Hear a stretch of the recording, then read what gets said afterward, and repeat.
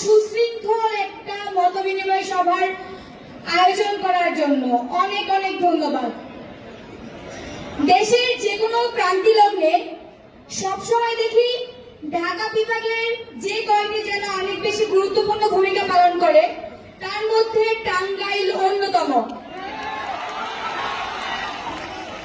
টাঙ্গাইলের মানুষের সাহস বরাবরই অনেক বেশি এবং তারা নির্ভয়ে সামনে কাজ করতে পছন্দ করে। আপনারা জানেন যে আসলে আন্দোলনটা শুরু হয় মূলত কোটা সংস্কার নামে একটি যৌক্তিক আন্দোলন দিয়ে, কিন্তু সেটি শেষ হয় গণ অভ্যুত্থানের মাধ্যমে এবং আমরা সেই গণ অভ্যুত্থানের সাক্ষী।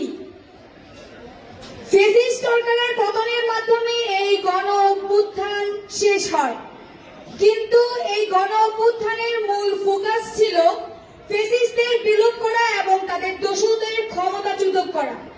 আপনারা জানেন যে আমাদের ফ্যাসিস্ট সরকারের গুরুত্বপূর্ণ সবাই পদত্যাগ ও পলায়ন করলেও এখনো বিভিন্ন জায়গায় তাদের দোষরা এখনো রয়ে গেছে।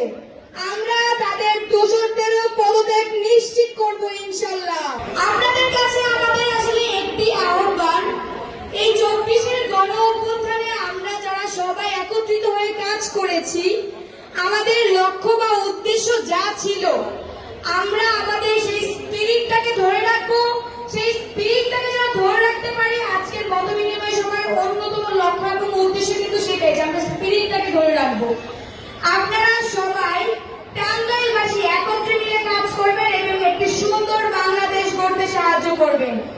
আজকে আমরা শপথ করি, আমরা যারা এখানে এসেছি, এখানে আমি বেশিরভাগ আসলে ছাত্র ছাত্রীদেরকেই দেখতে পাচ্ছি, আরো অনেকেই আছেন। আসলে এই গণ অভ্যুত্থানটা ছাত্র জনতারই গণ অভ্যুত্থান, তবে আমি ছাত্র ছাত্রীদের উপস্থিতি অনেক বেশি দেখতে পাচ্ছি। আমি আসলে মুগ্ধ, সত্যিই মুগ্ধ।